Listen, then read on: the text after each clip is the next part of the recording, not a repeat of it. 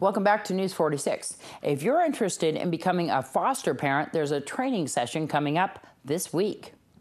We have a training coming up for all of our foster and adoptive applicants here in Pahrump that we would love the community to know about.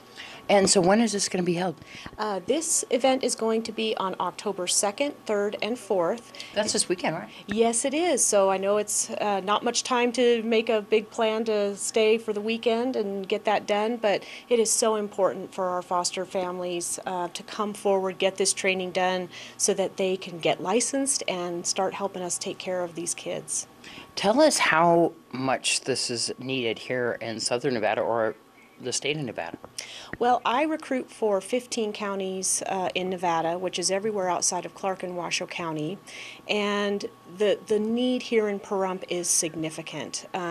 Because it is more south, because I'm based out of Carson City, it does make it more difficult for me to do recruitment events and do things here, but we have a desperate need for foster homes here, huge need, just as we do in all of rural Nevada. What does training and becoming a foster parent entail?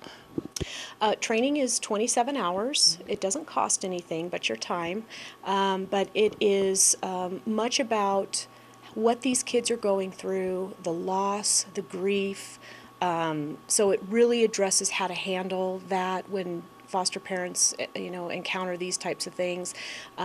It talks about discipline, what kind of discipline is appropriate for children in foster care, working with the agency. So it's really a very broad base of information that we're giving to our, foster care applicants so that they can have the tools in their tool belt to do the best job they can. All right. And more information on October 10th. How can they get in touch with you? Where's it at? The training is going to be at the DCFS office here in Pahrump. That address is 1780 East Basin. It's going to start on Friday, but in order to sign up, I would love people to call me at 1-888-423-2659. Let's join Courtney Salmon with Weekend Sports. Weekend Sports is brought to you by Wolfenstein Construction. The Pahrump Valley High School football team beat Clark High School on Friday night 36-12. Quarterback TJ Milk ran for 75 yards and a rushing touchdown and threw a touchdown pass. Aaron Fuentes for Pahrump recovered a fumble and ran it 60 yards for a touchdown. The Trojans are now 2-1 in league. Their next opponent will be Cheyenne on the road in Las Vegas. Both teams have the same record, 2-1 in league, 3-2 overall, 1-2 at home, and 2-0 away. So far this year, they have not faced a common opponent. Expect a good battle between these two teams.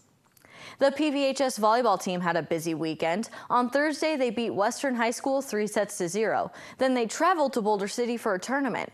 On Friday, they beat Lincoln County 2-1. They lost to El Dorado 2-0 and then lost to Legacy 2-0. On Saturday, they beat Cheyenne 2-0, lost to Liberty 2-1, and then lost to El Dorado again 2-0. They play tonight on the road at Mojave. The PVHS boys soccer team beat Adelson School 7-2 on Thursday. They come home tomorrow to play Spring Valley at 3 p.m.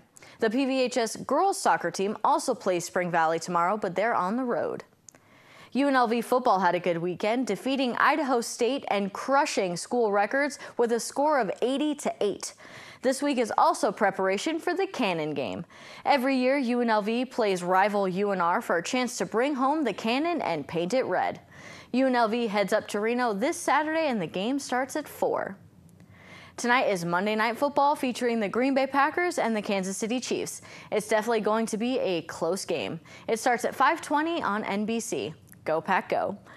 This has been Weekend Sports. I'm Courtney Salmon with News 46.